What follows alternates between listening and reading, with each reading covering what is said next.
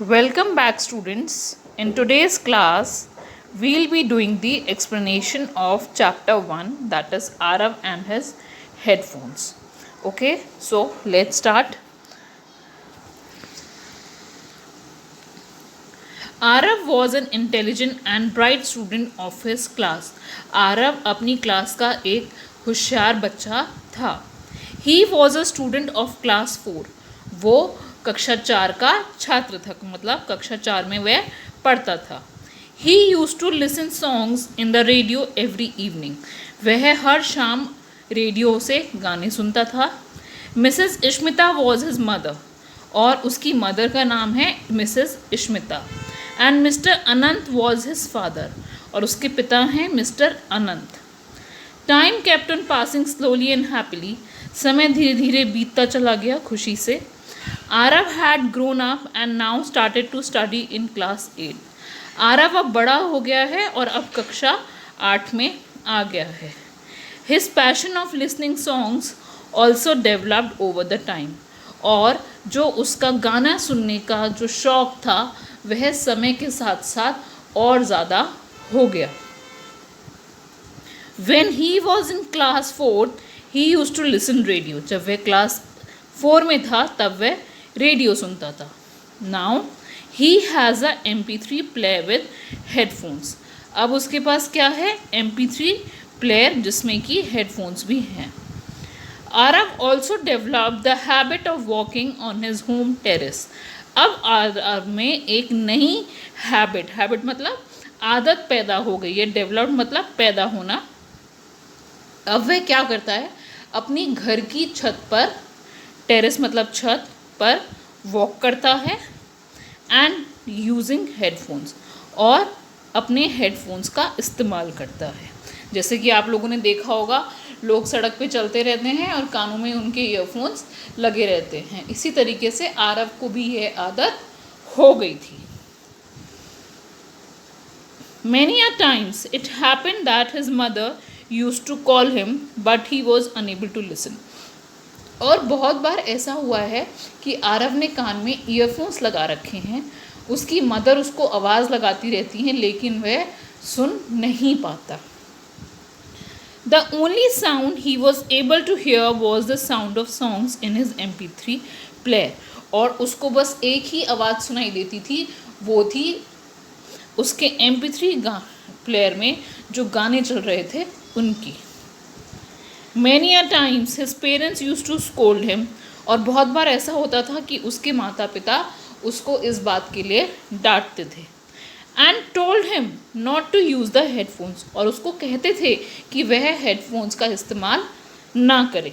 But he did not pay any heed to his parent. पर उसने अपने parents की इस बात का, माता पिता की इस बात पर कोई ध्यान नहीं दिया. हीड मतलब ध्यान देना. One day Mrs Ishmita was cooking food in the kitchen. एक दिन मिसेस इश्मिता जो कि आरव की मदर हैं, रसोई में खाना बना रही थी. The time was around 8:30 PM. और और समय कुछ 8:30 बज रहे थे. As usual Aarav was on the home terrace. हमेशा की तरह आरव अपने घर की छत पर था. Listening to his favourite songs in headphones.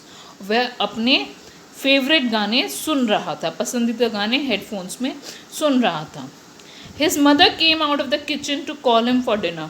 उसकी माता रसोई से बाहर आई और उसको आवाज़ लगाई कि वह आके खाना खा ले.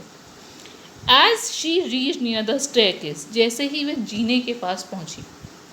स्टेयरकेस मतलब वो जगह जहाँ पर हमारी स्टेयर्स होती हैं, जीना होता है. She got slipped. वे फिसल गई. She got an injury on her head and started bleeding. और उन्हें अपने सर पर चोट आई और खून बहने लगा. इंजरी मतलब चोट और ब्लीडिंग मतलब खून बहना. She was calling Aarav for help but he was unable to listen her voice. और वह आरव को आवाज़ लगाने लगी लेकिन आरव को उनकी आवाज़ सुनाई नहीं दे रही थी. She kept on shouting for help and slowly became unconscious.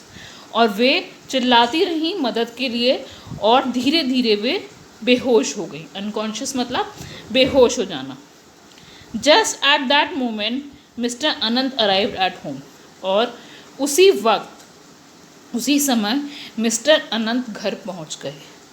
As he saw his wife in such a condition, जैसे ही उन्होंने अपनी पत्नी को इस कंडीशन में देखा, इस हालत में देखा, हिज फेस टर्न पेल, उनका चेहरा पीला पड़ गया। ही शाउटेड टू कॉल आरव, उन्होंने आरव वो चिल्लाए आरव को बुलाने के लिए, बट ऑल इन वेन, और सब बेकार गया। मतलब ऑल इन वेन का मतलब है बेकार जाना, मतलब उन्होंने जो वो आवाज़ लगाई वो बेकार गई, क्योंकि आरव ने ईयरफोन्स लगा रखे थे, तो आरव को तो सुनाई ही नहीं दिया कि वे क्या कह रहे हैं। Aarav was busy in walking and listening to songs, Aarav walk करने में और गाने सुनने में बिजी था। All the neighbours gathered at Aarav's house, सारे पड़ोसी आरव के घर इकट्ठा हो गए। अ डॉक्टर वॉज कॉल्ड, एक डॉक्टर को बुलाया, and treatment was given to Mrs Ishmita immediately, और मिसेस इश्मिता को इलाज तुरंत दिया गया। ट्रीटमेंट मतलब इलाज, इमीडिएटली मतलब तुरंत या फिर जल्दी से। When the doctor was leaving, जब डॉक्टर जा रहे थे, आरव केम डाउन, आरव नीचे आया, tapping his feet on stair, अपने पैरों की धम धम आवाज़ करते हुए जीने पर वह नीचे आया। He saw the floor drenched with blood, उसने देखा कि पूरा फ्लोर, पूरी ज़मीन खून से भीगी हुई है। ड्रेंच मतलब भीगा हुआ या फिर फैला हुआ किसी चीज़ का। He became worried and ran into his father's room, वह चिंतित हुआ, वरिड मतलब चिंतित होना, और अपने फादर के कमरे में चला गया। ही सॉ हिज मदर, उसने अपनी माता को देखा, lying on the bed, bed पर लेटे हुए, having an injury on her head and his father sitting beside her, और उसने देखा कि उनके सर पर चोट है और आरव के पिता उनके बराबर में बैठे हुए हैं। He shouts loudly with fear, वह डर की वजह से बहुत तेज़ चिल्लाया, cried a lot, बहुत रोया, ran towards his mother, अपनी माता की तरफ भागा, and hold her tightly, और उन्हें बहुत टाइटली पकड़ लिया। He kept on crying bitterly, वह ज़ोर ज़ोर से चिल्लाने लगा। बिटरली मतलब ज़ोर से, क्राइंग मतलब रोना। His father was watching him with anger, उसके पिता उसे गुस्से से देख रहे थे। He thought to give punishment to Aarav, उन्होंने सोचा कि वह आरव को सज़ा देंगे। पनिशमेंट मतलब सज़ा। But he notice that Aarav is completely upset, पर उन्होंने इस बात का ध्यान दिया कि आरव अपनी माँ के चोट लगने से बहुत ज़्यादा दुखी है, अपसेट है। Mr Anant drop the idea to punish him, Mr Anant जो कि आरव के फादर हैं, उन्होंने आरव को पनिशमेंट देने का आइडिया छोड़ दिया। ही कॉल्ड आरव, उन्होंने आरव को बुलाया, and made him understand his mistake, और उसे उसकी गलती का एहसास दिलाया। From that day onwards, Aarav left his bad habit of using headphones, और उस दिन के बाद से आरव ने अपनी इस गंदी आदत को, ईयरफोन्स यूज़ करने की गंदी आदत को छोड़ दिया।